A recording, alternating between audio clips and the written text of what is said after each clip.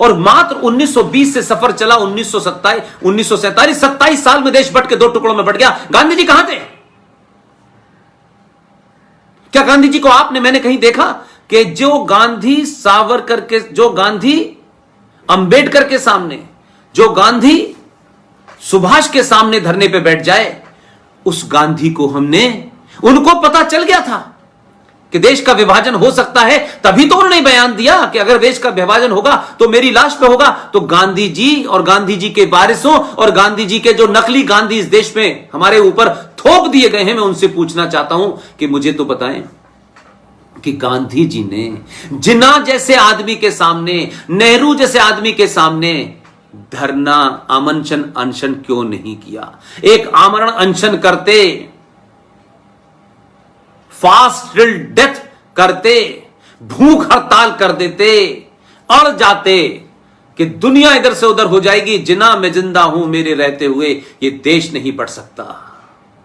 लेकिन कोई ऐसी घटना, कोई ऐसा जिक्र मुझे तो नहीं मिलता, और मिलता है तो फिर उसमें आपकी ईमानदारी नहीं मिलती कि जिस शिद्दत के साथ आपने सुभाष बाबू का इस्तीफा ले लिया था, जिस शिद्दत के साथ आपने बीआर अंबेडकर से अपनी बात मनवा ली थी, इतना बड़ा फैसला हो रहा था और गांधी को नहीं पता था। और मैं ये इसलिए नहीं मानता कि फिर गांधी जी ने क्यों कहा कि अगर ये देश बटा तो मेरी लाश पे बटेगा। कहीं गांधी जी ने क्यों नहीं रोका? गांधी जी ने स्वामी श्रद्धानंद स्वामी, जिन हिंदुओं को बलात्कारी, लुटेरे, आक्रांता, आतंकवादी मुसलमान मुगलों ने इस देश में कन्वर्ट किया था, वो स्वामी श्रद्धानंद उन लोगों को अपने मूल की तरफ ला रहे थे। उसमें एक रशीद नाम के आदमी ने जब उनकी हत्या की तो गांधी जी ने कहा यह स्वामी श्रद्धानंद की गलती है, रशीद की गलती नहीं है। मैं कैसे मानूं ये कौन सी एक्सपेरिमेंट विद ट्रुथ है? ऐसे लोग मेरे आदर्श कैसे हो सकते हैं? उन आदर्श को आप देश पे थोप दीजिए, ठीक है, चलेगा कहानी, लोग मुझसे नाराज हो सकते हैं, लेकिन कुछ बात तथ्यात्मक होनी चाहिए। मैंने अपनी एक सभा में जयपुर में यह सवाल पूछा कि ना मैं नाथूराम गॉडसे को जानता हूं, ना मैं उनकी आइडियोलॉजी को जानता हूं। एक सिंपल सा सवाल है, नाथूराम गॉडसे ने गांधी को मारा, जो किसी भी सूरत में जस्टिफाई नहीं ठहराया जा सकता। वो गांधी को न मार के किसी को भी मारते तब भी जस्टिफाई नहीं ठहराया जा सकता था। किसी ने जस्टिफाई नहीं ठहराया। उन्होंने एक क्राइम किया, उनकी अपनी सोच थी, उनको लगता था कि देश के इतने बड़े लीडर ने यह भरोसा दे दिया है कि देश बटेगा नहीं और बटने नहीं दूंगा मैं। उनको लगा वो तो गांधी का फॉलोअर था, कि उसको गांधी पे भरोसा था। और कहां महाराष्ट्र में बैठा हुआ गांधी और कहां दिल्ली में गांधी थे। उन्होंने कहा गांधी ने कह दिया कोई सवाल ही नहीं होता, गांधी सारा तन मन धन लगा देंगे, देश को बटने नहीं देंगे। लेकिन जिस साधारण तरीके से यह देश बट गया, लाखों लोग मारे गए, लाखों लोग मारे गए।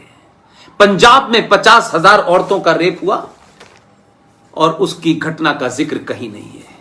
यह किताब है Muslim League attack on Sikhs and Hindu in the Punjab in 1947। लिखने वाले का नाम है सरदार गुरबचन सिंह तालिब।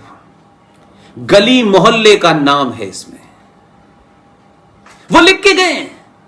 50,000 महिलाओं का रेप हुआ पंजाब में। इस विभाजन की सबसे बड़ी त्रासदी बंगाल और पंजाब ने भुगती। जब तिरंगा फहरा रहे थे विजनरी प्रधानमंत्री यहां, तब भी गांधी जिंदा थे और उस वक्त पूरे पंजाब में चीखें थी, खून था, शोर था, शोक था। कोई फर्क नहीं पड़ता, मर जाओ, क्योंकि कुछ लोगों को गद्दी पे जल्दी जल्दी आना था। उनका लगा नहीं तो ऐसा ना हो कि यह मौका हमारे हाथ से निकल जाए। तो गांधी जी, आप अगर एक अमरण अनशन कर देते तो यह देश नहीं बढ़ता, और अगर उसके बाद भी बढ़ जाता तो आज आपसे मैं सवाल नहीं पूछता या आज की जनरेशन सवाल नहीं पूछती है। इतनी हत्याएं हुई, इतनी लाशें बिछी, क्या गांधी जी को इसका अंदाजा नहीं था? या ये अहिंसा का जो फलसफा था, ये सिर्फ अंग्रेजी शासन के खिलाफ कोई हिंसात्मक आंदोलन न हो? क्योंकि 1857 के बाद अंग्रेजों ने कांग्रेस बनाई और कांग्रेस ने गांधी को पैदा किया और उसमें अंग्रेजों ने मिलकर के गांधी को क्रिएट किया और पूरा का पूरा फलसफा उनका साउथ अफ्रीका और इंग्लैंड होता हुआ भारत पहुंचा। उन्होंने अपनी वेशभूषा बदली और भारत के जनमानस को मन में कैसा उन्हें एक्सेप्टेंस होगी वो उन्होंने इख्तियार किया, वो उनका अपना निजी मामला है। और उन्होंने अहिंसा शब्द का इस्तेमाल उसी वक्त किया जब जब अंग्रेजों पे हमला हुआ, जब जब अंग्रेजों का खजाना लूटा गया, वो धरना देते थे। लेकिन इतने लोगों के बावजूद भी गांधी कहां नजर आए? आप पूजा करने बैठ जाएं, आप शांति का पाठ करने लगे, उससे खून की नदियां नहीं रुकी। जो मर गया वो वापस नहीं आया।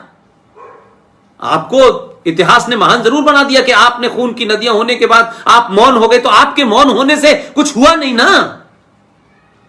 जब मौन होना था तब आप हुए नहीं, जब मौन नहीं होना था तब आप मौन हो गए। तो सवाल सबसे बड़ा यह है कि आपने किसको पाला था? लिहाजा मेरा सिर्फ इतना ही कहना है कि अगर गांधी जी ने सही समय पे सही बातें की होती तो आज जो भारत हमारे सामने है, आज भारत की पिछले 5-6 साल से जो सत्ता में लोग आए हैं, वो लगातार इस देश में पिछले कई सौ सालों से जो कुकर्म हुए हैं उन्हें ठीक करने में लगे हैं। और एक ऐसी व्यवस्था उन्हें मिली है जिसमें 30-35 करोड़ लोग इस देश को दोबारा से तोड़ने के कगार पर हैं। इस देश की व्यवस्था के अंदर दीमक की तरह चिपक गए हैं। इसलिए वो कहते हैं कि सुप्रीम कोर्ट फैसला करे तो हमारे हक में करे, और हमारे हक में नहीं करेगी तो सुप्रीम कोर्ट बिक गई है। सुप्रीम कोर्ट बहुसंख्यक समाज के दबाव में आ गई है। तो 3 तलाक पर फैसला करेंगे तो नहीं मानेंगे और फिर उसको बदलवा देंगे पार्लियामेंट के अंदर। इसलिए राम मंदिर पर फैसला आएगा तो सुप्रीम कोर्ट से यकीन हट जाएगा।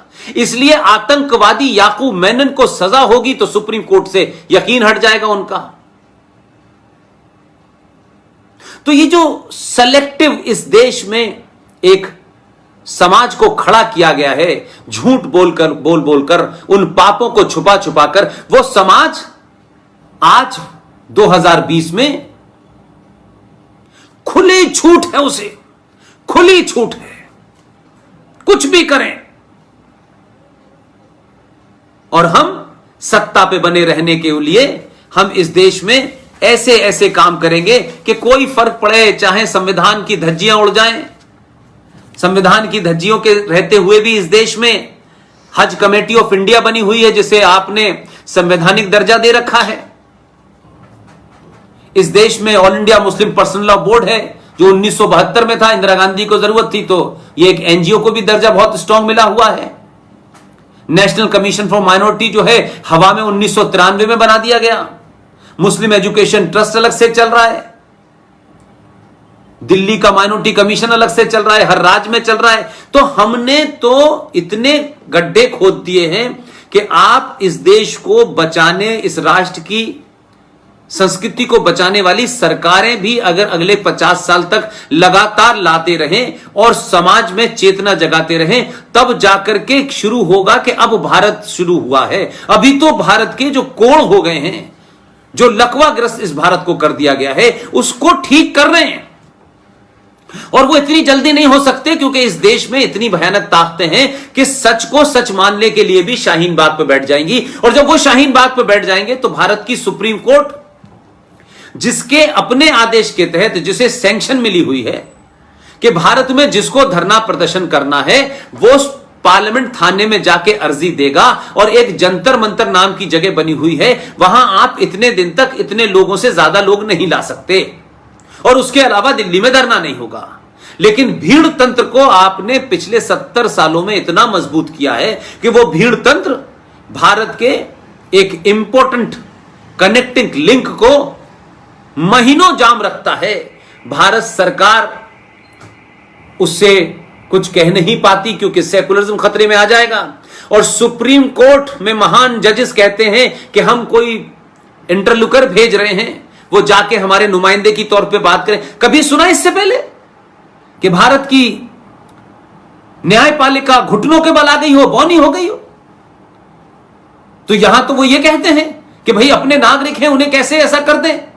तो ये नागरिक उन्हें शाहीन बाग पे नजर आते हैं और कश्मीर में पत्थर फेंकने वाले नजर आते हैं। इसी सुप्रीम कोर्ट को दिल्ली से लगी सीमा हरियाणा के अंदर एक आश्रम को खाली कराने गई जाने वाली पुलिस, उनको रोकने वाले आम नागरिक, न जब बंदूक थी, न पत्थर था, न डंडा था, वो उनको जाने पर रोक रहे थे। वो उनका अधिकार था, आप उन पर लाठी चला सकते थे, लेकिन लाठी नहीं चली। उन्होंने पॉइंट ब्लैंक गोली चलाई, 34 लोग गोली लगने से मार दिए गए। भारत की सुप्रीम कोर्ट ने नहीं पूछा कि यह मानव अधिकारों का हनन है, नहीं पूछा। लेकिन शाहीन बाग में कहते हैं कि कैसे ऐसे उनके ऊपर बल प्रयोग करके हटाया जा सकता है। तो इस देश में फिर यह छूट सबको दे देनी चाहिए ना। फिर भारत की पार्लियामेंट के सामने भी धरना लगेगा 20 दिन तक, कोई इधर से उधर नहीं जा सकता। और धरना की जायज मांग हो, नाजायज मांग हो, लेकिन यही होगा। लेकिन उस पर जब नियम बना तो आप भारत सरकार की बात छोड़िए, सुप्रीम कोर्ट ने आदेश दिया है कि धरना इस देश के नागरिकों का अधिकार है। अरे इस देश को तो धरने की इस परंपरा ने, इस संस्कृति ने दबाव में बर्बाद कर दिया। धरने ही और प्रदर्शन के लिए तो यह देश रह गया है। कोई बिल आया तो धरना प्रदर्शन, कोई कानून आया तो धरना प्रदर्शन, कोई फैसला आया तो धरना प्रदर्शन। और ताज्जुब की बात यह है कि आप देखिए कि खुल्लम खुल्ला है, कोई पूछना नहीं चाहता। अरे सवाल तो पूछो, 2020 का भारत है, अब कौन से यहां अंग्रेज हैं? तो मेरा सिर्फ इतना ही कहना है कि आज के दिन जब हम चर्चा करें तो चर्चा को ईमानदारी से करें।